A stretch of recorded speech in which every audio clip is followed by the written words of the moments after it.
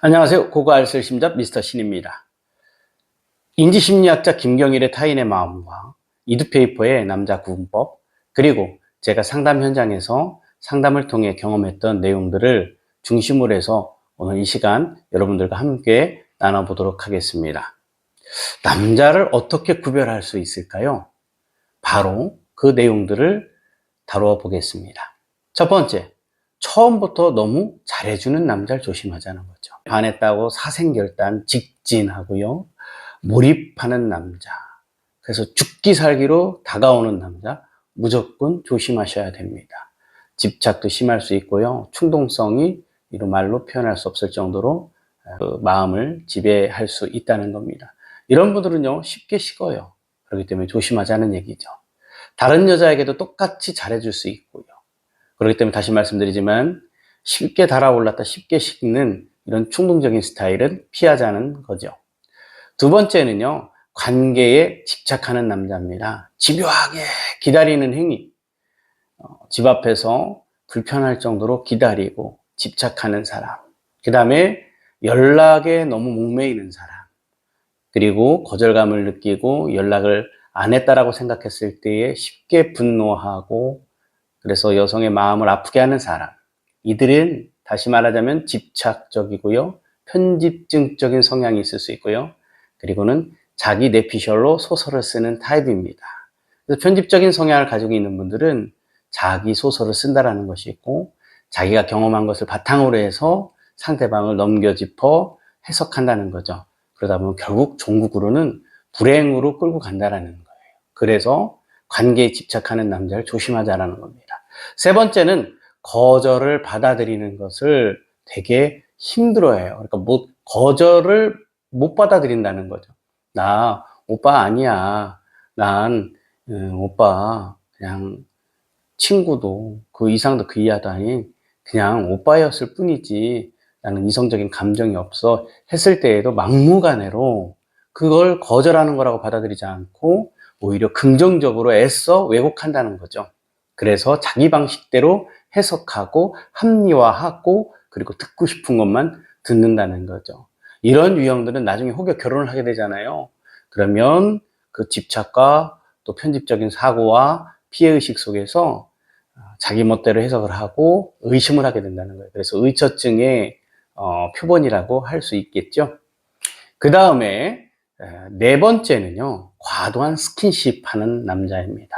또는 진하게 스킨십을 하는 남자를 조심하자라는 거죠. 그 이유가 있습니다. 어떤 여성들은 그렇게 과도하게 스킨십 하는 것도 남의 눈초리도 눈살 찌푸리게 하면서도 이렇게 나한테 집중하는 것은 나를 너무 사랑하기 때문이라고 생각하면서 그걸 좋게 생각하는 여성분들이 있는데요. 그 내면을 좀 보면 어떤 문제가 있는지 우리는 알 수가 있습니다. 특히 사람들이 많은 데서 이렇게 과도하게 스킨십을 한다든지 했을 때에 절제하지 못하고 남의 눈도 의식하지 않고 오직 자기에게만 충실하는 것, 본능에만 충실할 수 있기 때문에 이런 분들은 말하자면 자기 절제가 참 힘든 사람들이에요. 계속해서 나오는 내용이지만 충동성이 있는 사람, 그러므로 조심해야 될 대상이고요. 앞에 말씀드린 것처럼 진하게 스킨십을 하는데 은밀한 장소든 어디서든 진하게 스킨십을 할 수가 있어요. 그러다 보면 청춘 남녀가 또는 결혼을 앞두고 그런 어떤 상황들에 접할 수 있겠지만 그럼에도 불구하고 절제를 한번 시켜볼 필요가 있겠죠. 그래서 오빠, 자기야, 얘, 친구야, 그러지 마. 지금은 아직 아니야. 그래서 결정적이고 정말 절제하기가 힘들 그런 어떤 단계가 있잖아요. 그럴 때에 한 번 정도는 테스트 해보라는 겁니다. 스톱! 아니야, 여기까지만 했을 때에 절제력 있고, 그러니까 성숙한 방어 기제, 억제라고 하는데 자기를 억제할 수 있는 조절할 수 있는 내적인 힘이 있는 사람들은 거기서 멈추고 그리고는 그 상대의 애인을 또는 여성을 존중하는 마음으로 참는다는 거죠. 견뎌낸다는 거죠. 이런 사람들은요, 충동 조절이 되고요. 어떤 상황 속에서도 책임감이 있고요.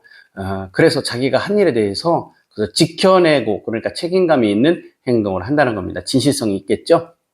다섯 번째는요, 과거사에 집착하는 남자를 조심하시기 바랍니다. 건강한 사람은요, 현재에 충실합니다.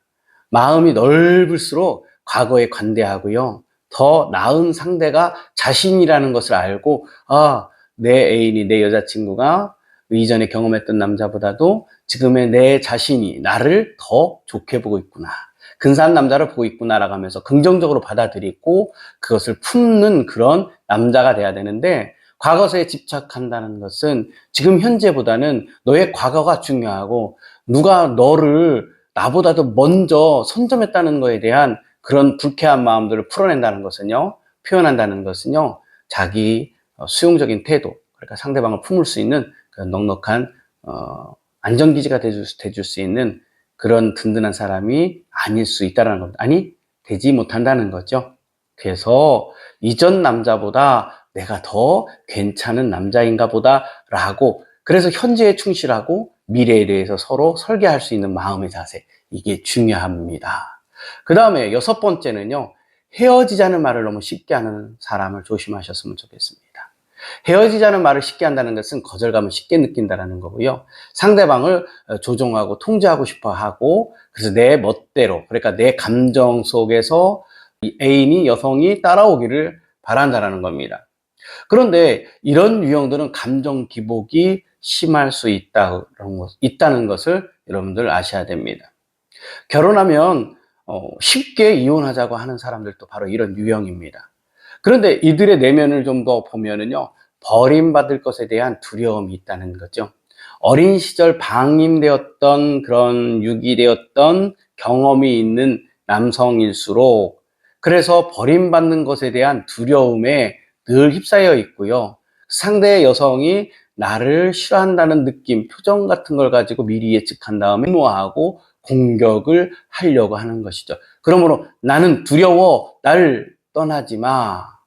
그렇기 때문에 떠날 것을 두려워한 그 내면 아이는 헤어지자는 말로 우리 헤어져 하면서 상대를 겁을 주고, 그래서 윽박지르고, 그래서 내가 원하는 대로, 그래서 버림받고 싶지 않은 그 심정을 표현한다는 것이죠. 그렇기 때문에 조심해야 될 대상 중에는 헤어지자는 말을 쉽게 하는 분 조심하자라는 겁니다.